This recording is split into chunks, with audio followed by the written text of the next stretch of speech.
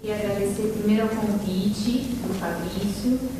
É muito bom poder divulgar um pouquinho do que a gente faz e colaborar para que as pessoas saibam mais sobre a distrofia de Duchenne e sobre o tratamento.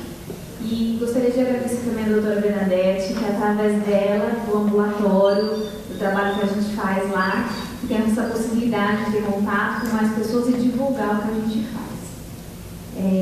Eu sou fisioterapeuta motora, trabalho com distrofia de Duchenne e vim trazer para vocês a importância da fisioterapia e os cuidados domiciliares.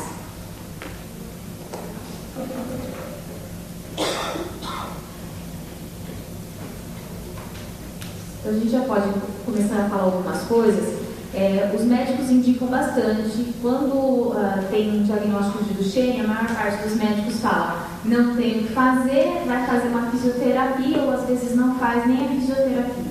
Então a gente sabe que hoje isso mudou muito, a doutora Bernadette, o doutor Adolfo já falaram como mudou a evolução da doença com o tratamento.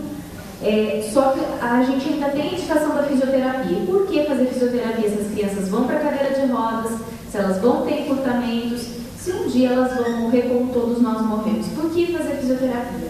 Então eu espero que depois dessa aula vocês entendam o porquê a fisioterapia é tão importante. Pode passar?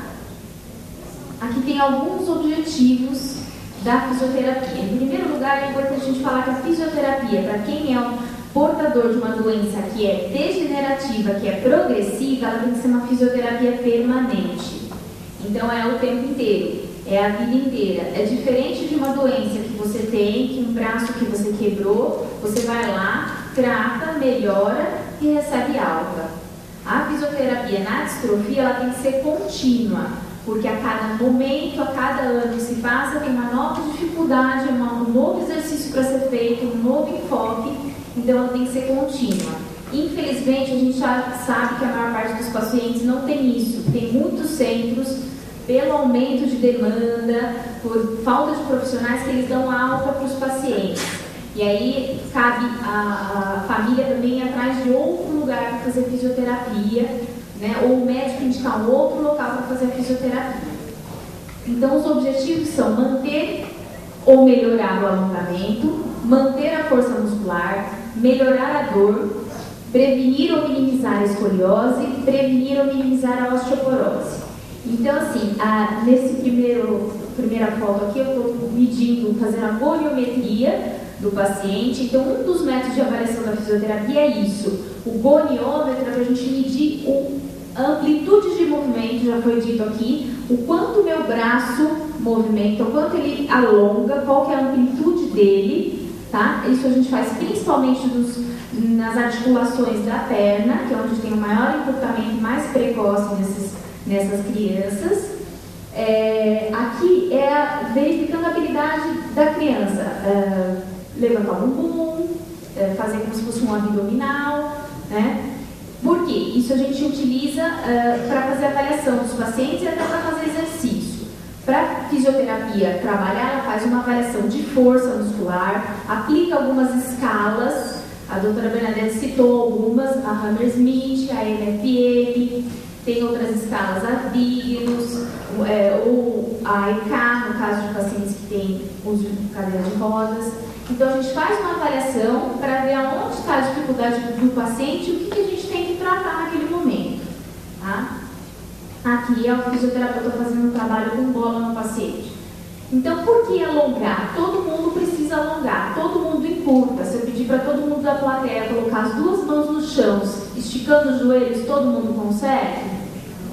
Não, porque a gente encurta a musculatura por uso.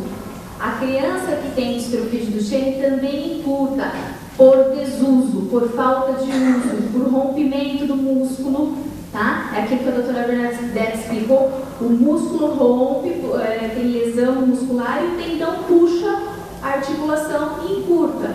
Então, na criança, o alongamento tem que ser muito mais frequente na criança com Duchenne, tá? Na criança ou adolescente com Duchenne. A manutenção da força muscular.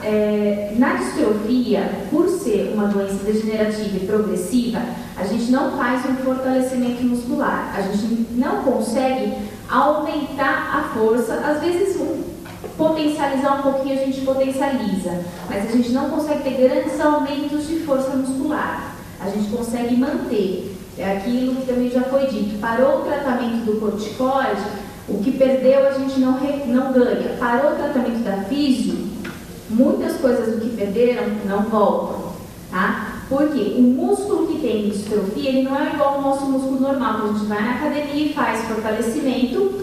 Toda vez que eu faço um fortalecimento, eu faço uma lesãozinha no meu músculo. Mas o meu músculo é normal. Em 24, 48 horas no máximo, ele se restabelece, se regenera, aumenta de volume, fica mais fortão, né? Aumenta a força, aumenta o volume, eu fico bombado, eu fico forte.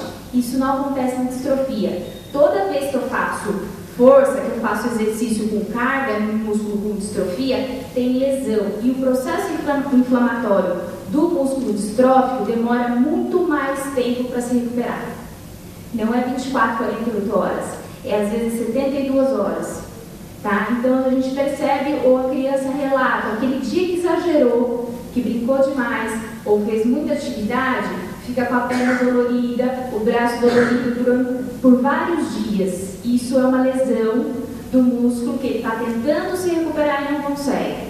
Tá? O processo inflamatório, as células satélites, que a doutora Bernadette explicou, as células satélites, toda vez que tem uma lesão, elas vão lá e tentam recuperar o músculo. Na distrofia, as células satélites não dão conta desse processo inflamatório. E o músculo está sempre em processo inflamatório. Então, a regeneração acontece, mas a degeneração é sempre maior que a regeneração. Tá? Então, por isso que a gente tenta ativar o músculo para manter a força dele. Não aumentar a força, nem piorar. Tá? Um indivíduo normal, para a gente ter ideia, que fica uma semana, 10 dias acamado, ele perde 10% da força muscular. Então, imagina uma pessoa com distrofia se não faz nada, se não faz nenhum tipo de exercício. Então, a inatividade é muito ruim, mas a atividade em excesso também. O limite é muito tênue entre inatividade e atividade em excesso. Pode passar? Só eu colocar uma coisa da osteoporose, a fisioterapia também pode auxiliar. Na criança que anda, a gente faz bastante exercícios, até o fato de ficar de pé, o peso do próprio corpo sobre as pernas já auxilia no cálcio que ele ingere por alimentação ou por remédios, para que esse cálcio vá para dentro do osso. Tá? E em crianças que não andam, em pacientes que não andam, a gente tem como melhorar a osteoporose associado ao uso de medicação com alguns movimentos de fisioterapia. Tá? Então, a fisioterapia também pode prevenir a osteoporose ou minimizar. Tá? Então, não é porque a criança tem uma osteopenia ou osteoporose que não pode fazer fisioterapia. Dependendo do grau da osteoporose, a gente tem que tomar mais cuidados com manipulações, com alguns movimentos. Tá? Aqui, melhorar o equilíbrio. Então, aqui uma criança num pé só, o que é muito difícil para eles, né? Ter esse equilíbrio. Ortostatismo é ficar de pé, tá? E melhorar até a marcha, que pode ser com órteses ou sem órteses. Então, a fisioterapia trabalha nisso também. Melhorar o equilíbrio, a marcha e ficar de pé. Por que o equilíbrio está alterado? Porque o equilíbrio depende de força. Se o meu músculo não está forte, toda vez que algo me desequilibra, eu não tenho um músculo para me puxar de volta. Então, a fraqueza muscular leva à falta de equilíbrio. Tá? Pode passar? Passa mesmo. Então, aqui são as contraindicações. O que a gente não preconiza que seja feito na distrofia de Duchenne e em outras distrofias também. Fortalecimento e carga. Pesos, halteres, caneleiras. Academia, pezinho de 1 kg, de meio quilo na perna, no braço, a gente não preconiza. Uma criança que tem um músculo que vai lesar toda vez que eu ficar fazendo contração, uma criança que não consegue levantar o braço sozinho, como é que eu vou colocar um peso no braço dele e pedir para ele levantar? Eu vou estar dando uma carga a mais do que o músculo consegue e ele vai romper fibras. E aí começa tudo de novo o processo de inflamação que demora para cessar. Tudo bem? Tirar toda a carga é praticamente impossível, porque só o fato da gente estar de pé é uma carga. Estar de pé contra a gravidade é uma carga. Subir escada é uma carga, levantar da cadeira é uma carga, carregar a mochila, a bolsa. Então, carga, estando no meio que a gente está, que tem gravidade, tem sempre carga. O que a gente tem que tentar é minimizar. Então, eu vou fazer o exercício, eu não posso colocar uma carga a mais, um pezinho no pé, tá? Eu vou fazer um músculo degenerar e ter mais lesão, além de que eu posso machucar outras musculaturas. Porque a criança não vai conseguir fazer aquele movimento e ela vai começar a tentar ajudar com o outro braço, ajudar com a coluna, ela vai se machucar, ela vai machucar o músculo. Então, a gente não indica fortalecimento em hipótese nenhuma para esses pacientes com Duchenne. Em outros tipos de distrofia, em casos mais leves, a gente indica um tipo de treinamento funcional, mas é bem orientado, não é o caso da distrofia de Duchenne. Exercícios extenuantes, então é levantar do chão, subir escada, tá? Pular na cama elástica também não é um exercício que a gente orienta, da mesma forma como ecoterapia. Então, assim, por quê? A cama não pode pular, mas você usar ela para equilíbrio? Pode, isso sim. A cama elástica ela não pode ser usada para pular, mas como equilíbrio pode. Porque para ficar pulando eu tenho que fazer uma ação, uma força muscular muito grande para me manter com os joelhos esticados na cama elástica e não cair. Para eu ficar pulando na cama elástica, eu tenho que manter contração o tempo todo da musculatura da coxa, do quadril, do bumbum, tá? O glúteo, que são as musculaturas mais fracas. Então eu tô dando uma carga extra pro músculo que já está fraco. Tá bom? Então por isso que a gente não orienta. Agora, ficar de pé na cama elástica, no pé só, às vezes jogar a bola na cama elástica, o fato da superfície instável ajuda a treinar o equilíbrio. Isso sim, tá? Isso a gente faz. Me chamou a atenção aqui, levantar do chão. Porque assim, pelo meu entendimento, o que a criança ainda tem condição de fazer, levantar do chão, etc., a gente tem que deixar ela fazer, porque se usar demais é ruim, mas também se não usar de menos é ruim. Sim. Entendi isso. Ah, tá. Deixa eu explicar. É como forma de exercício. Então, assim, ficar levantando do chão, ficar subindo escada, tá? Eu já vi, por exemplo, assim, pais que vêm pra mim, a criança tá com dificuldade de levantar do chão. Ela faz o Gowers. O que é o Gowers? É escalar o próprio corpo. Então, ela coloca uma mão no joelho, a outra mão no joelho, a mão na coxa e vai escalando. Com o passar do tempo, a criança não consegue mais ajudar só no próprio corpo, ela vai na cadeira. E eu vi o quê? Pessoas, pais, às vezes por orientação, não, deixa ele escalar o próprio corpo, não pode ajudar com a cadeira. Isso você está prejudicando, você está fazendo ela fazer mais esforço. Entendeu? Se a criança consegue levantar do chão, mesmo com as dificuldades dela, você deixa. Mas você não pode fazer isso como treino na fisioterapia. Senta no chão, levanta, senta, levanta. Isso não pode, tudo bem, gente? A mesma coisa subir escada. Se tiver uma rampa, em qualquer ambiente que a gente esteja, se tiver uma rampa, a rampa é a preferência.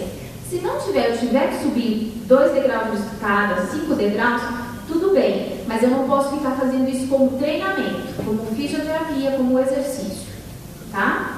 Tanto que a gente fala. Lá na fisioterapia, onde o meu filho faz, um dos exercícios é subir escada. Não está contraindicado. Você está forçando uma musculatura. O que a fisioterapia tem que fazer, ela faz. Ela mantém aquele músculo, ela ativa aquele músculo que está fraco e também visa ativar outros grupos musculares para ajudar no movimento que está difícil. Tá? Então a gente também tem que começar a ativar outros grupos musculares. E o fisioterapeuta, como sabe quais são os grupos musculares que a gente tem, qual é a função de cada um, a gente sabe qual músculo que eu tenho que ativar para me ajudar a levantar da escada, a fazer as minhas atividades diárias. Mas eu não posso ficar treinando esse movimento. A gente até pede para a criança fazer como avaliação. Entendeu? Você avalia, a gente cronometra o tempo que demora para subir 4 degraus. Porque daqui 6 meses a gente reavalia, eu vejo se piorou. Isso eu posso fazer como avaliação. Eu peço para as minhas crianças levantarem do chão, mas como avaliação, mas não como treino. Tá? Então, infelizmente, não está indicado. A ecoterapia é a mesma coisa que a cama elástica. Então, assim, a gente utiliza muito a musculatura do tronco, do abdômen, para manter na posição do cavalo, porque o cavalo fica fazendo movimento e eu não posso despencar do lado. Então eu tenho que ficar em contração o tempo todo da musculatura para não cair. Em alguns casos, eu tenho pacientes que fazem ecoterapia, porque ele tem uma outra função que é uma função lúdica, tá? Uma função lúdica, uma função psicológica. Então eu tenho crianças e até pessoas com outras distrofias que fazem a ecoterapia pelo lúdico, pelo psicológico. Tem pacientes que me falam, teve uma semana passada que falou, eu me sinto tão bem quando eu estou lá do alto de cima do cavalo. Tudo bem, o que a gente orienta? Diminuir o tempo de eco. Eu não vou ficar meia hora fazendo contração o tempo todo dos meus músculos para me manter. Da mesma forma, como pegar peso é ruim para o músculo, ficar em contração sustentada, que a gente chama de isometria, é ruim para o músculo.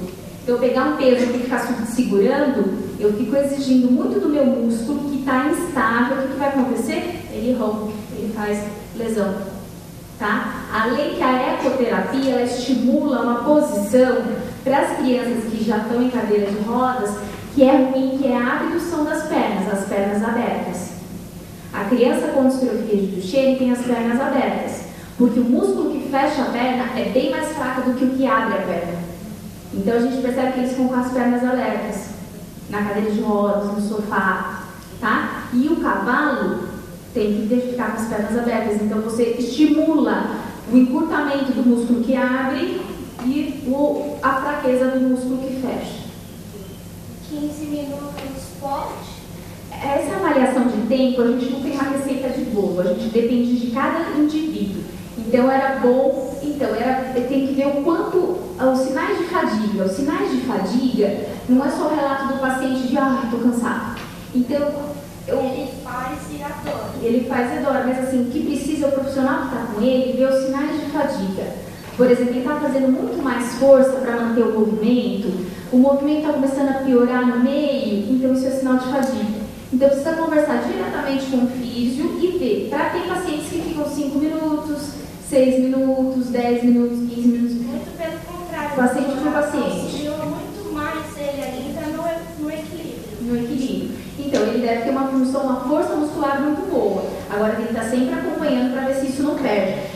A fisioterapia com uma criança com Duchenne, ela é muito dinâmica, ela muda, porque a evolução da doença vai de paciente para paciente, e mesmo no mesmo paciente, de 3 meses, daqui 6 meses, daqui 9 meses já mudou. Primeiro porque a gente tem um fator que é o envelhecimento. Tá? Todo mundo começa a envelhecer do ponto de vista muscular com 21 anos de idade. É o máximo da nossa força muscular. Aí a gente vai decaindo. Só que o nosso decréscimo é muito lento. Uma criança, uma pessoa com distrofia, esse decréscimo é muito mais rápido. Então a gente tem que avaliar de períodos em períodos, 3 em 3 meses, 6 em 6 meses. O que hoje para uma criança 10 minutos ou 5 minutos é tranquilo, daqui a 6 meses pode não ser, tá? Então isso depende de avaliação individual, não tem uma receita de bolo. Então precisa ela ver com a fisioterapeuta dele e ela está acompanhando. Mas aí, então, no caso, não seria uma coisa que não é indicada. Não é. Depende da avaliação clínica de cada paciente. De cada paciente, mas inicialmente a gente não indica a ecoterapia. Não é a nossa linha de praxe de orientação. Então, assim, se for fazer fisioterapia, a gente indica a fisio e a hidroterapia, tá? Então, essa é a nossa linha de frente de fisioterapia, tá bom? Pode passar para mim? Aqui, então, agora a gente vai entrar um pouquinho nos cuidados domiciliares, né? Então, a gente já falou, uma coisa que eu queria dizer também de fadiga muscular, a gente fala de carga, que não é para colocar carga, só que não adianta não colocar carga e mandar fazer 50 repetições. É a mesma coisa que fazer carga, tá? Então, com a distrofia, a gente não coloca carga e faz baixo número de repetições. Eu não vou pegar o meu braço e ficar fazendo isso 50 vezes, tá? Ou a perna, ou o mesmo movimento.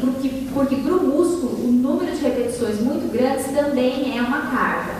Quanto de repetição, Isabela? Depende de cada paciente. Depende do fisioterapeuta conhecer seu paciente e saber o limite é 10, o limite é 12, o limite é 5, o limite é 6.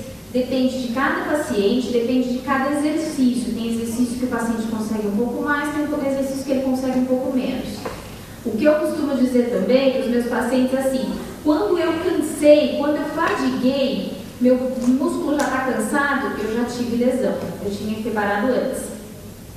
A criança não fala quando está fatigada. Então, mas aí depende do fisioterapeuta. É o que eu falei, o fisioterapeuta vai ver os sinais de fadiga. O fisioterapeuta tem como ver, eu estou fazendo um movimento e de repente eu começo a fazer isso daqui. Eu não cansei, mas meu músculo está cansado, porque eu não estou conseguindo fazer o mesmo movimento com a mesma qualidade. Eu estou piorando o meu movimento. Então, isso é uma condição de fadiga. Movimento mais. Como é que trabalha isso aí? Não entendi. Não tem mais movimento nenhum. Tá. A gente tem como trabalhar exercício que é o ativo, que é o paciente faz sozinho, o ativo assistido, que o físio ajuda o paciente, então ele consegue parte do movimento e o físio termina, e tem o exercício passivo, que também é importante. O que é importante é que o fisioterapeuta, isso compete às vezes muito mais ao físio do que às vezes explicar para o paciente ou para o cuidador. A gente tem formas de fazer o movimento, por exemplo, mudando de posição. Levantar o braço aqui, eu tenho a ação da gravidade, me dificulta. Se eu virar de lado na cama e eu levantar o braço, é mais fácil, porque eu não tenho ação da gravidade. O fisioterapeuta me sustenta, segura minha mão e eu faço o movimento sozinho. Eu tiro a ação da gravidade. Uma outra forma, às vezes, é a hora que entra a hidroterapia. Quando eu estou deitada na piscina e que eu levanto, abro e fecho o braço, a água me ajuda no movimento. Um movimento que sozinha, sentada fora da piscina, eu não consigo fazer, entendeu? Então o fisioterapeuta tem como abrir mão dessas coisas, ajuda de bola, de rolos, a gente consegue fazer um movimento mesmo que não seja sozinho, tá? Agora, os cuidados domiciliares. Então assim, o que a gente costuma orientar? A fisioterapia faz em média 2 a 3 vezes por semana, por cerca de 50 minutos, tá? Tem lugares por protocolos que fazem menos tempo, ou por organização de serviço, às vezes é 30, 40 minutos. Adianta eu fazer fisioterapia, fazer alongamento só 2 vezes por semana numa doença que tem uma evolução relativamente rápida? Não, a gente sabe que não. Da mesma forma como eu falei que nós encurtamos e precisamos alongar porque a gente não consegue colocar a mão lá no chão, a criança tem que alongar muito mais. Então, o exercício, o alongamento, o trabalho tem que ser também complementado em casa, tá? Então, uma das formas da gente fazer o exercício, manter a atividade, manter o paciente movimentando, é estimular a independência. Muitas vezes a gente acaba com dó, ou com medo, ou às vezes com pressa, não deixa a criança terminar de fazer. Ela come sozinha, a gente vai lá e termina de dar comida. Ou ela toma banho sozinha, mas ela demora muito, a gente vai lá e faz por ela. A gente escova o dente por ela, a gente coloca a roupa por ela. Essas atividades, que a gente chama de atividades de vida diária, são exercícios. Às vezes a gente precisa adaptar. Às vezes a criança precisa escovar dente sentada no banquinho, apoiando o cotovelo, porque senão ele cansa. Às vezes ele tem que tomar banho sentado, ou tem um banquinho para ele sentar para lavar o pé, porque às vezes ele cansa ficando de pé. Mas a gente tem que deixar que ele faça essas atividades, porque isso são formas de exercício, de não ter inatividade, tá? A gente sempre deixa a criança fazer o que ela consegue, o que ela não conseguir, depois a gente complementa. Escovou o dente, não ficou legal, depois você complementa, tá? Tomou banho, faltou algumas partes, você vai lá e termina de dar o banho. Mas é importante que eles façam essas atividades sozinhos, tá? Pode passar? Estimular a brincar. Então aqui a gente vê crianças lá no ambulatório da Bernadette brincando com Lego, com as pecinhas. Aqui são fotos de americanos, com um golfinho, em parques. Pode passar? Criança na bicicleta, jogando, até subindo em paredes aí. Eu não costumo contraindicar bicicleta. Muitas mães me perguntam, muitas crianças me perguntam: tia, eu posso andar de bicicleta?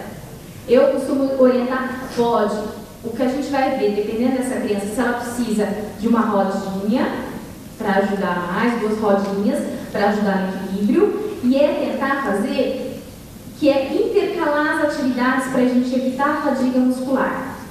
Então, assim, a gente não vai ficar 2 horas andando de bicicleta, a gente não vai ficar 2 horas jogando futebol. A gente vai andar de bicicleta 10, 20 minutos, dependendo da habilidade, da evolução de cada criança. E agora a gente vai sentar e assistir um filminho, ou jogar videogame. Então, a gente intercala uma atividade que cansa com uma atividade que não cansa, que ele reestabelece, acumula energia de novo para fazer uma outra atividade. Tá? E isso, no começo da infância, na primeira infância, principalmente a responsabilidade dos pais, porque a criança não tem noção de limite. Ela vai até o limite dela, até cair, até machucar, para parar. Com o passar do tempo, com a evolução da doença e com a maturidade da criança, com os 9, 10, 11, 12 anos, ela tem essa noção. Então, ela mesma não vai andar muito de bicicleta. Então, a criança vem para mim, eu posso andar de bicicleta? Eu só aguento 5 minutos. Ele já sabe o nível dele de fadiga. Tá? Então, a gente tenta fazer isso, intercalar as atividades para não privar essas crianças dessas atividades que são importantes e nem fadigar demais a musculatura. Pode passar? É a mesma coisa. Aí, a mesma coisa da bicicleta também. A gente teria um impacto com o joelho. Tudo tem impacto com o joelho. Tem impacto. Ele exige muito mais contração isométrica, aquela que é sustentada para ficar na postura. Mas se você conseguir, se a criança tiver equilíbrio bom, ou se tiver alguém por perto, a gente não recomenda mesmo atividades com impacto do tipo esportes que você cai no chão, lutas, tá? Que você tem judô, que você cai no chão, levanta, ou até às vezes futebol. Eu falo às crianças, deixa brincar de futebol, mas não coloque escolinha de futebol, porque o impacto, basquete, essas atividades em grupo que você tem impacto direto, o risco de queda é maior, tá? E se machucar. Então, assim, o primeiro cuidado domiciliar que eu vou passar para vocês hoje é o alongamento. Isabela, para que eu vou alongar, se já foi dito, e eu sei que o corticoide, nem qualquer terapia que a gente faça, previne as deformidades, previne o encurtamento. As crianças vão ter encurtamentos? Vão ter deformidades articulares? Vão. O que a gente vai fazer com o alongamento é minimizar isso.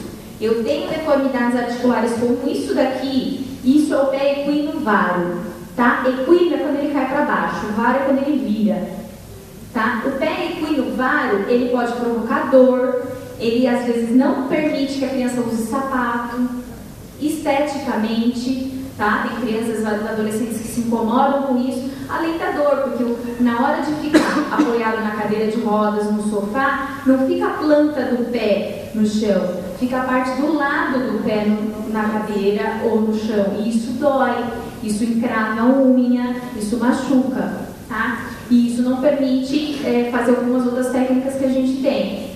Então, para que eu vou alongar? Para eu possibilitar que essas crianças, esses adolescentes, cheguem lá com seus 20, 30, 35 anos, 40 anos, com menos deformidades ou menos dores, tá? No momento que ele anda, também melhorar os movimentos. O encurtamento para nós não atrapalha nos movimentos, mas para eles atrapalha. Então, a gente precisa alongar todos os dias. O uso diário treinador. Isso é individual. Tem crianças que não sentem dor, tem pessoas que não sentem dor, e tem outras que sentem. Isso é individual. O uso diário da órtese ajuda a não acontecer isso? Ajuda. Eu vou falar daqui a pouco da órtese. Ajuda sim. É complementar. Um complementa o outro. Então, quando eu faço alongamento, Isabela, todo dia? Da mesma forma como eu como todo dia, eu tomo banho todo dia. Então, é importante a gente fazer virar uma rotina diária. Eu falo que a criança, quando é pequena, ela não gosta de tomar banho, ela não gosta de escovar dente, mas ela entende que isso é importante, porque a gente faz ela tomar banho toda tarde, ou toda manhã, ou toda noite. A gente faz ela escovar dente depois de cada refeição. Então, quando a gente coloca a rotina, a criança assimila melhor a rotina e ela adere melhor à rotina.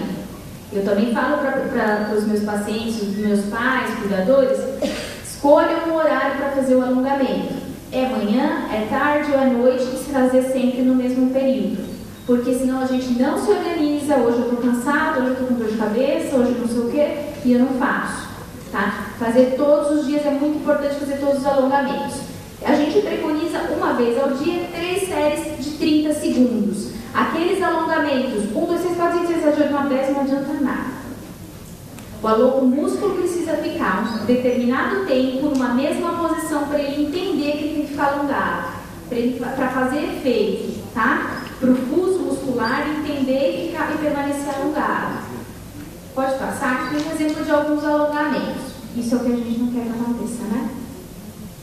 O alongamento, a gente tem uma série.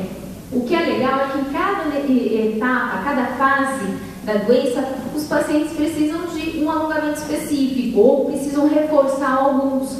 Então, assim, os mais necessários inicialmente são os de perna, porque é a perna que inicia a fraqueza, que inicia os encurtamentos. Então, esse daqui é para alongar o tendão de Aquiles, que é esse que fica aqui embaixo, debaixo da batata da perna. Então eu estou colocando a perna dele, o pé dele apoiado no meu ombro, não deixo o pé dele me empurrar, e eu estou deixando esse pé numa posição de mais perto possível de 90 graus disso daqui, tá? Que é o que é normal. A tendência deles é ir para baixo, o pé ir caindo. Aqui eu estou alongando principalmente a parte posterior do joelho, que também encurta bastante nessas crianças. Eu coloco a perna deles no meu ombro, puxo a ponta do pé em direção à cabeça dele e seguro o joelho, tá? Esse daqui é uma posição legal para a gente orientar para as crianças ficarem. Posição que a gente fala DV ou prona, barriga para baixo. Ficar meia hora, 1 hora por dia de barriga para baixo, porque a gente alonga essa musculatura da frente, a da coxa e essa do quadril, a parte da frente, que nele está muito encurtada por conta da fraqueza do quadril, tá? Pode passar? Aqui é outras formas de alongamento dessa parte anterior da coxa também. Então eu posso levar o calcanhar em direção ao bumbum, segurar o bumbum para ele não levantar, ou de lado, que é um pouco mais difícil de fazer, mas dá para fazer principalmente naqueles pacientes que não conseguem ficar de barriga para baixo, tem mais contraturas, deformidades, tá? Isso é legal também, o fisioterapeuta orientar e checar ver se vocês estão fazendo. Tem muitos pais que têm medo de fazer, de machucar. O alongamento não dói se for feito corretamente, tá? Então é legal o fisioterapeuta estar sempre monitorando, checando. Vocês têm dúvida, olha, me ensina de novo que eu estou com medo, eu acho que eu não estou fazendo certo, tá? Aqui são os do braço, então aqui do cotovelo, aqui mais especificamente da mão, e aqui pegando todos os músculos que fletem os dedos, que faz o fechamento dos dedos e da mão. Aqui da coluna, que também é bem legal para fazer, por conta da escoliose, por conta da postura que essas crianças têm, desse aumento da curvatura aqui lombar, que a gente chama de hiperlordose, aquela postura que parece que está com o bumbum empinado. Tá? Essa musculatura das costas está muito tensa e muito contraturada porque ela está sendo muito solicitada. Então eu pego os 2 pés dele, coloco na minha barriga e empurro em direção ao peito dele. Tá?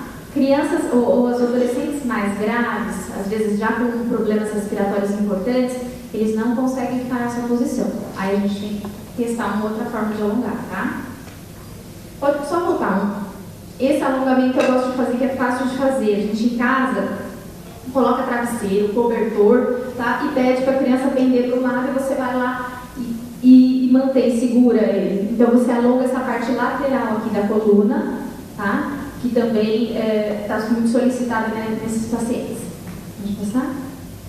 Isso daqui é de posicionamento. Então assim, a gente orienta os cuidadores e parte das orientações é orientar vocês como é que vocês se posicionam, tá? Para vocês não se machucarem.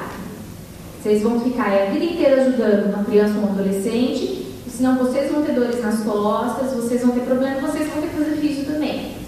Então é importante a gente se atentar para o posicionamento de vocês, tá? Aqui é uma demonstração de como levantar a criança da cadeira de rodas. Então, olha só, eu estou com a minha base, o que a gente chama de alargada, um pé bem distante do outro, um pé na frente e o outro atrás. Eu não vou fazer força nem com o meu braço, nem com a minha coluna jogando ela para trás. Eu vou fazer força de puxar a criança para frente e para cima e transferir o peso da minha perna da frente para a perna de trás. Então, só clica uma vez, o movimento é nesse sentido, para cima e para frente, tá?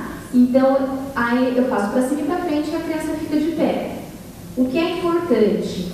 A gente nunca levanta puxando pelos braços, pela fraqueza, que o doutor Adolfo já falou, do ombro, a gente pode luxar o ombro, tirar o ombro do lugar, machucar o músculo do ombro. Então, a gente nunca puxa ninguém de criança, de adolescente, pela mão, pelo braço, tá? E o que é importante aqui também é esse movimento mesmo, para cima e para frente, porque a criança vem para frente e ela se equilibra mais para frente do que a gente. O centro de gravidade deles é mais à frente do que o nosso. E assim eu não me machuco, tá? Mais um. Aqui é uma transferência com 2 cuidadores. Então eu estou mostrando aqui primeiro o que a gente chama de pegada. Como que eu pego, tá? Então eu estou indo lá por trás desse menino. Eu abracei ele, peguei os 2 braços, essa parte do braço que a gente chama de antebraço, com a minha mão. Nunca pela axila, porque a musculatura aqui é fraca e o ombro vai ficar, né, desprotegido. Tá? E lá nos pés, na perna, vai pegar no joelho, tá? Por baixo dos 2 joelhos. Então, um em cima e outro embaixo. Tá vendo que a mãe tá com a base bem alargada, as pernas separadas e os joelhos dobrados, para ela proteger a coluna dela. A gente conta 1, 2, 3 e vai no 3. Tem gente que conta 1, 2, 1, 2, 3 já. Aí é questão dos 2 combinarem, tá? Tem gente que pega, às vezes eu estou sozinho e eu não consigo pegar, eu pego de colinho, igual de neném, né? Nas pernas e no pescoço. Posso pegar assim, Isabela? Pode. Não é o ideal porque você faz muito mais força e desprotege a sua coluna. Tentar, no máximo possível, abrir as pernas, dobrar os joelhos, tá? E fazer isso de um ambiente, de um local para o outro perto. Se a minha cadeira de rodas está aqui, eu vou colocar para a cama tem que estar aqui. Eu não posso pegar a criança ou o adolescente e levar lá daquele lado, porque aí eu estou sobrecarregando a minha coluna. O risco de eu travar minha coluna e não aguentar e cair os 2 no chão é maior. Então, tentar fazer isso de um lugar próximo para o outro. Então, levar a cadeira próximo do lugar que você vai fazer isso, tá? Hoje em dia a gente tem os guinchos ou transfer, tá? Que ajuda na transferência. Então, é elétrico, você coloca esse saco na criança, no adolescente, na cadeira de rodas, na cama. Essas pernas, elas conseguem entrar debaixo de cama, tá? Menos da box é mais difícil. Elas abrem também. E a criança é guinchada mesmo e você transfere para outro lugar. Tem um guincho também de piscina, né? Que dá para utilizar também para entrar na piscina. É um equipamento que é relativamente caro, né? 4.200, 4.300, dependendo do fabricante, não é tão barato, tá? Pode passar? Quem me perguntou? Para a goteira. Então, a goteira, ou a gente chama, o nome técnico é órtice, mas é popularmente a goteira. No Rio de Janeiro eles chamam de calha, é a mesma coisa. Para que serve a goteira, a calha? Então eu tenho até aqui uma que depois quem quiser ver a gente passa aí. Para que serve a goteira? Para posicionar o pé, para deixar aquele ângulo que eu falei de 90 graus, ó. Durante o dia a gente vai lá para as fisioterapias, vocês vão lá em casa e alonga. Chega à noite, a criança vai dormir, ela deita e a ponta do pé cai. Aí tá frio, a gente bota cobertor, edredom, mais uma manta, a ponta do pé cai mais. Então tudo que a gente fez durante o dia, a gente perde. Então isso daqui é para posicionar nessa angulação, tá vendo? E não deixar que a gente perca tanto o alongamento e progrida o encurtamento, a deformidade do pé. Tá? E a deformidade do pé, à medida que ela vai se agravando, ela impossibilita a marcha, impossibilita de andar. Tá? Inicialmente, então, as crianças usam à noite, as crianças que andam usam de noite para dormir. E depois a gente vai passando da noite mais dia para as crianças que estão em cadeira de rodas, que não andam mais. Por quê? Também na cadeira de rodas ou no sofá, a gente pode ter um mau posicionamento do pé. às vezes o pé não fica certinho na cadeira de rodas, o sofá, o pé fica solto. O que pode acontecer? Tem crianças, andar com a órtese é indicado? A gente não preconiza andar com a órtese, porque a órtese não é leve, ela é pesada. E aí eu sobrecarrego o meu músculo da coxa, que ele tem que fazer mais força para levantar a perna para eu aguentar o peso da órtese. Tem algumas crianças que se adaptam e conseguem andar com órtese. A gente tem pacientes que andam com órtese. Isso é caso individual e tem que ser avaliado com o fisioterapeuta em sessão para a gente ver se o tempo gasto para andar, se as compensações, se o gasto energético não é maior. Então, inicialmente, a órtese é feita para posicionamento para dormir. Tá? Em alguns casos, a gente orienta essa questão do uso para andar. Fala. Se a criança, às vezes, não consegue dar o roteiro, sente dor incomodada, não consegue ficar. Tá, então a gente precisa investigar primeiro por que sente dor. Sente dor, às vezes, no pé. Então, mas a gente precisa investigar o seguinte, a goteira, como é que ela é feita? Então, o pessoal vai lá e faz um molde em gesso. Pega o pé da criança, posiciona e faz um gesso em volta do pé. Aí, depois que fez o gesso, faz um gesso negativo e faz um molde em gesso. Então, ela é do tamanho do pé da criança. Ela é para ser feita para ficar justinha, porque se ela ficar larga, o pé não cabe, né? Ou fica balançando, fica solto lá dentro. Então, se a criança está reclamando de dor, a gente tem que ver onde que é a dor. Será que a órtese está mal feita? Será que ela já está pequena? Precisa checar onde que é a dor. Tá? Se tem pontos de pressão, lugares que ficam vermelhos após o uso e o vermelhidão não passa, isso porque a órtese está apertada demais. Isso é uma úlcera, é um machucado. Então, a órtese pode não estar adequada. É legal o fisioterapeuta checar. Um jeito legal que a gente vê também é a criança relatar. O calcanhar tem que estar encostando no fundinho da órtese. Lá no fundinho aqui. Se o calcanhar não está encostando lá no fundo, ela está errada. Ou o encurtamento da criança já evoluiu e aquela órtese não serve mais, ou a perna dele cresceu, não serve mais. Às vezes está apertado aqui em cima, às vezes está apertado aqui no meio, tá? Então a gente precisa checar por que sente dor. Tem crianças que se movimentam à noite, muda de posição, e a órtese, por ser pesada, às vezes limita mudar de posição. Então ela se queixa às vezes disso. Agora, queixa de dor pode ser porque a órtese está inadequada, tá? A gente tem que checar isso antes, porque não é para ela doer, ela fica certinha no pé, ela é feita, confeccionada individualmente, tá?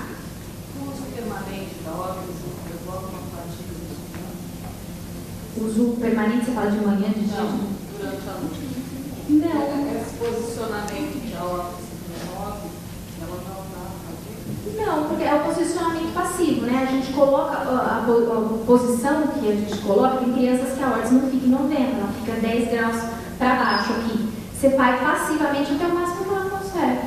Porque o músculo está passivo, né? Você coloca na posição passiva. Você fala de fadiga em qual musculatura? Não, porque quando você vai fazer um alongamento, dependendo do caso que a criança já tiver algum comprometimento muscular de encurtamento, quando você coloca a órtese, você está forçando essa Eu estou musculatura. forçando. E aí, de repente, não é uma fadiga, é uma lesão muscular. Então, a fadiga é quando a gente tem contração muscular. Os alongamentos só podem ser uma série de 30 segundos. Por exemplo, no caso de posicionamento. 3 séries de 30, tá bom? Lá a gente orienta 3 séries de 30 uma vez por dia.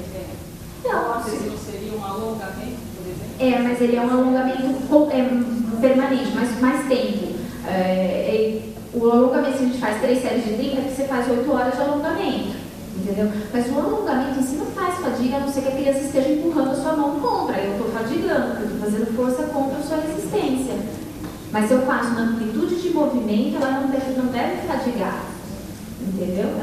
O alongamento passivo não tem que fadigar.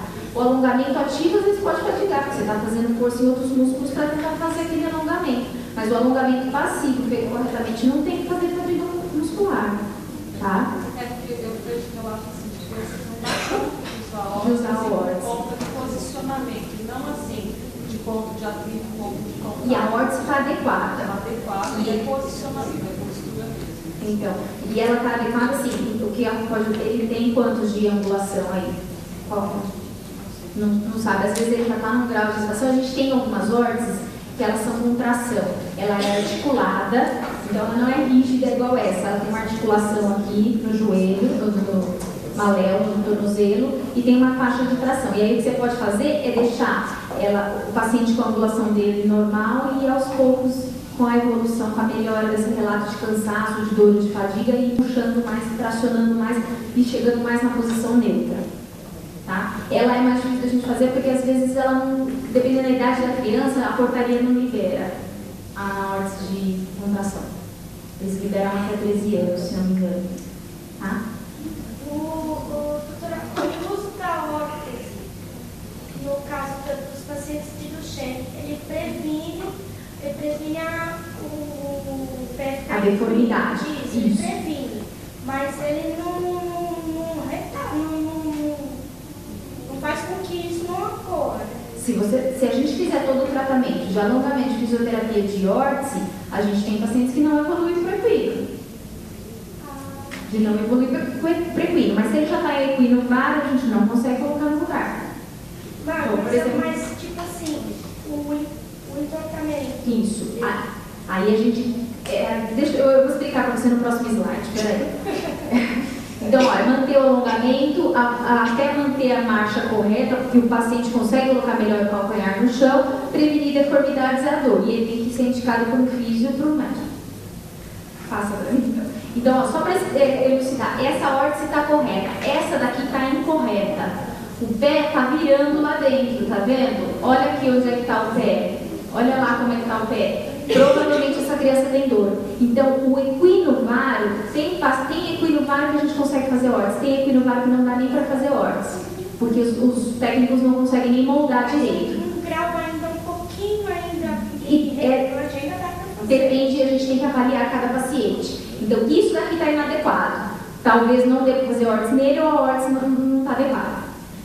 Vamos passar, porque a gente tem ainda bastante coisa. Esse aqui é um dispositivo que a gente não usa inicialmente para pacientes com Duchenne, ele chama tira antiequino, tá? A gente usa para outras doenças, para paciente com derrame, mas a gente tem testado nas nossas crianças e ela facilita, ela vai presa no calcanhar e puxa uma tira que puxa da ponta do pé para cima, gruda o velcro aqui no calcanhar e ajuda a fazer a dorsiflexão do pé, que é puxar a ponta do pé para cima. Isso a criança coloca o calcanhar melhor no chão. Isso também tem que ser avaliado pelo fisioterapeuta, se a criança se adapta. Normalmente crianças menores, 5, 6, 8, 9 anos se adaptam melhor. Depois eu tenho uma aqui se alguém quiser olhar. A tala de joelho. A tala de joelho ela é importante para manter o alongamento dos joelhos e prevenir a deformidade dos joelhos. As crianças vão ter deformidades dos joelhos, principalmente depois que vão para a cadeira de rodas, mas mesmo andando, eles podem ter esse encurtamento. Nós, adultos, indivíduos normais, já temos. Então, a gente orienta de 30 minutos a 1 hora por dia o uso dessa tala para esticar o joelho. A gente pode perceber que as crianças que ainda andam, se movimentam, a hora que estão em casa, eles dobram as duas pernas, né? Senta de índiozinho, estimulando isso, estimula a contração, a retração do posterior do joelho. Então, a gente, meia hora, 1 hora, com as perninhas esticadas. E pode também associar aquele exercício de ficar de barriga para baixo. Melhor ainda, tá? Aqui, a tala, como ela é, eu tenho uma aqui, se alguém depois quiser ver, como ela prende no joelho, ela é feita também sob medida. Em alguns casos, dá pra gente orientar, o físio tem que orientar, dá para colocar paciente que não anda mais de pé em casa com o uso da tala, tá? Ligoteia. Mas isso eu peço para vocês tomarem cuidado, tem que ver com o físio a indicação e o físio ensinar, para a criança não cair e o cuidador cair junto, tá? Inicialmente a tala é para usar para alongar o joelho. Em alguns casos a gente orienta para ficar em pé em casa e na fisioterapia dá para levar para a fisioterapia para fazer ficar de pé também. E no caso da piscina dá para fazer dentro da piscina para ajudar a andar. Pode passar? Acessibilidade. É importante a gente falar de acessibilidade. A gente encontrou dificuldade com o Fabrício aqui na escada para entrar para o púlpito. A gente sabe que não tem, o Brasil não é bom em acessibilidade para deficientes. Mas eu vou falar principalmente na escola. É importante que a gente troque a sala de aula das crianças do primeiro e segundo andar para o térreo. É importante evitar a escada. É uma vez só, é um lance só. Não interessa. a criança ela cansa tanto subindo a escada que chega na hora da sala de aula, ela não presta atenção ou ela está muito cansada, além do risco de queda. Na escola tem um monte de criança correndo, um monte de criança subindo a escada correndo, e se cai, vai quebrar o dente, vai quebrar a perna, tá? Para os cadeirantes, para adaptação também, além de banheiro, de rampa, a gente orienta às vezes o papagaio ou o Uripen para ir no banheiro. Então, o papagaio, a gente tem gente que adapta com uma garrafinha de água para o criança ou adolescente fazer o xixi e depois desperdiçar aquela urina se ninguém consegue transferir ele para o vaso sanitário. Falar para mim que a criança fica 5, 6 horas na escola e que ela aguenta sem fazer xixi para chegar em casa e fazer xixi, isso é errado. Isso não é certo. Então a gente tem que ver meios de adaptar isso. O Uripen é como se fosse uma camisinha que vai no pênis e tem um coletorzinho que fica do lado. Então a criança faz xixi normal, vai para esse coletorzinho e depois joga esse coletor fora, né? Desperdiça o líquido que está dentro dele. Tá? A gente pode orientar a questão dos professores, como é que levanta da cadeira, como é que ajuda. Tem crianças que têm fadiga, cansaço para escrever, e a gente pode orientar a questão de ter material impresso, porque a cópia às vezes começa a ficar dificultosa com o passar do tempo. Aqui eu só quis colocar, esse menino Douglas, eu pedi a autorização dele, tá? Ele é um do Gênio, ele é de Sorocaba, e ele, aqui quando ele estava no colegial, hoje ele é estudante de letras, tá? Ele faz faculdade e tem um blogzinho dele aí, quem quiser acesso. Eu acho que a gente está apertado com o tempo, as perguntas é melhor deixar para depois? Pode ser? Anota a pergunta que a gente deixa para depois. Tá? Aqui de educação física também. Não é legal deixar a criança na biblioteca ou na sala de aula sozinha enquanto as outras crianças estão na aula de educação física. Educação física é convívio social, é aprender regras, é cidadania, é importante. O que a gente tem que fazer é orientar os professores da escola, e eles têm que entrar em contato com os fisioterapeutas para adaptar as atividades, para incluir a criança nas atividades. Ele é o juiz da partida, ele que ajuda a montar as equipes, ele ensina o alongamento que ele sabe fazer para todo mundo fazer, tá? Aqui são crianças jogando futebol, são pacientes da Bernadette. E esses dois meninos aqui, eu descobri eles na internet, eles são de Pernambuco, eles são campeões de bocha olímpica, tá? Então é bem legal, então é o esporte adaptado. Cadeira de rodas. Então cadeira de rodas é um problema, inicialmente, né? Então quando a gente costuma indicar cadeira de rodas, a gente vê duas coisas diferentes. A mãe e o pai quase chorando e a criança abrindo um sorriso. Tem vermelha, tia? Posso escolher de outra cor? Tá? Então a gente vê essa diferença. Para a criança, a cadeira de rodas é sinal de independência. Aqui é um cachorro com uma distrofia, com um problema nas patas traseiras e uma cadeira de rodas. Tá? Então, como é que hoje em dia a gente tem orientado cada vez mais a cadeira de rodas precoce para conservar energia? O que é isso? Não significa que a criança está parando de andar. Significa quando a criança cansa muito, quando a criança está limitando as atividades dela pelo cansaço. Então aconteceu semana passada de uma mãe me contar assim: ele está voltando com o lanche da escola, ele não come o lanche na escola. Eu fui perguntando, o que acontece? Ele quer brincar e ele não consegue fazer as duas coisas. Ele cansa de ir até onde está todo mundo brincando e ele não tem energia para comer depois. Então, o que a gente orientou? Uma cadeira de rodas, porque ele consegue brincar sem cansar tanto, sem gastar tanta energia para grandes distâncias e comer a refeição dele. A hora que ele quer, ele trava a cadeira de rodas, ele levanta ou alguém levanta ele. Tem crianças que deixam de ir no shopping, deixam de ir em passeios de escola, por quê? Cansa ou tem perigo de quedas, né? Cai muito e pode se machucar. Então a gente orienta para prevenir quedas. Eu prefiro que uma criança vá fazendo a transição mais lenta para a cadeira de rodas e a criança vai apontando quando ela quer usar. Hoje eu estou cansada, hoje eu quero a cadeira, hoje eu não quero, hoje eu vou andar. É uma transição mais lenta do que esperar a criança cair, ter uma fratura, quebrar a perna para ir para a cadeira de rodas. Porque a força perde absurdamente e a criança depois não vai querer que toque na perna dela, não vai querer ficar de pé, porque ela vai ficar frustrada com o ato de andar, ela não vai nem colaborar às vezes na fisioterapia, tá? Então a gente orienta muito cadeira de rodas para conservar energia para grandes distâncias. Tá? E aqui a gente fala um pouquinho, clica mais um aí, o cinto de segurança, sempre, cadeira de rodas é um carro, então a gente tem que andar com cinto de segurança, porque senão a gente cai, se machuca, quebra alguma coisa. E o importante é que a cadeira de rodas ela vem muito crua. Ela vem com material que é estranho falar isso, mas que não é preparado para receber alguém ficando muito tempo sobre a cadeira de rodas. Isso é estranho. Mas vocês podem perceber, passa um slide para ver. Sou eu numa cadeira de rodas. Essa aqui é para mostrar o seguinte, o meu alinhamento na cadeira e como eu deveria estar. Olha o encosto da cadeira onde ele deveria estar e onde ele está. Ele está cedido, ele cede, o material cede, eu vou lá para trás. O material cedendo, eu indo lá para trás, eu não tenho força para tocar. Eu nem me posiciono bem, minha postura fica errada. Tá? Isso acontece com o encosto e com o assento. Então, inicialmente, a cadeira de rodas vem muito crua. E com o passar do tempo, é necessária a adaptação de cadeira. A cadeira e se adaptando às necessidades da criança ou do adolescente. Então, pode passar?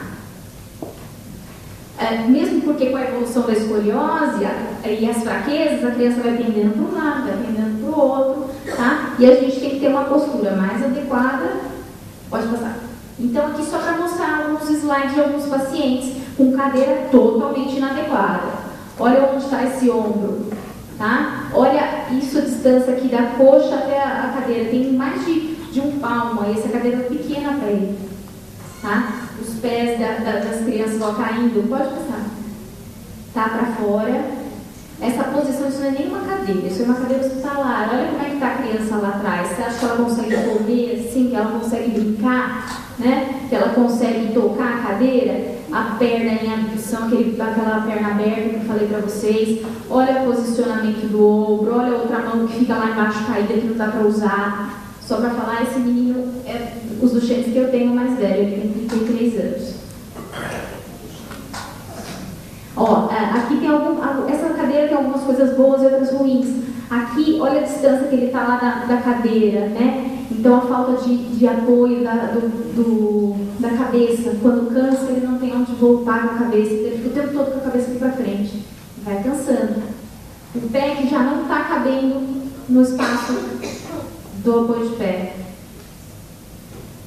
Então, o que eu quero dizer com esse slide? Que cada etapa necessita de uma cadeira de rodas. Aqui uma criança que acabou de ir para a cadeira de rodas, ela é uma cadeira de rodas como ela vem, crua, que a gente fala, não tem nada de adaptação, porque ele ainda acabou de ir para a cadeira, ele pode tocar, ele pode mexer bastante, ele bota adesivo, e ele é bem funcional ainda. À medida que a criança vai precisando, a gente vai colocando apoio de tronco, um apoio na perna para a perna não ficar tão aberta. É importante vocês saberem que quando a perna abre, o pé vira. Por isso que a gente não gosta das pernas dos pacientes abertas. O pé vira e faz o equilíbrio vale. Se a perna estiver bem posicionada, o pé não vira. Tá? Vai colocando apoio de tronco para segurar a escoliose, apoio de cabeça. Tá? Vai ter uma cadeira motorizada. Cadeira motorizada é uma coisa muito legal, apesar de no Brasil ser muito caro, a gente tem pouco acesso, tá? Eu não gosto de indicar cadeira de rodas para criança que acabou de parar de andar, porque a gente ainda tem bastante força de membro superior de braço para tocar essa cadeira, para travar, às vezes, vir para frente e para trás, tá? E a cadeira de rodas motorizada é literalmente um carro. Tem cadeiras que chegam aí a 20 km por hora e isso é um risco para uma criança de 8, 9, 10 anos na escola. Se passar em cima do pé de alguém, quebra o pé. Então, assim, eu costumo orientar a cadeira motorizada para adolescentes que já têm um pouquinho de consciência, um pouquinho de consciência de dirigir a cadeira motorizada, tá? Passa mais um. Esse daqui pode passar. É só para vocês verem, esses dois meninos, eles são Duchennes, eles são japoneses e eles têm uma banda. É a DMD. É a Dream Music Director.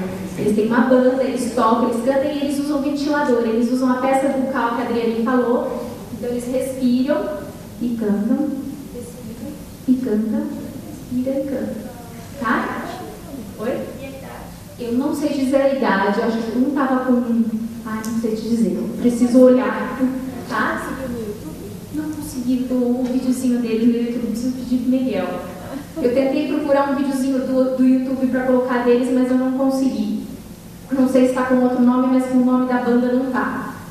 Pode passar. Aqui é só para dizer que assim, o que é incurável não é intratável, tá? A distrofia ainda não tem cura. A gente tem essa expectativa de que com os tratamentos a gente tem a cura. No dia a gente tem a cura da distrofia, a gente não pode perder essa expectativa, mas não significa que não tenha o que fazer, que seja intratável.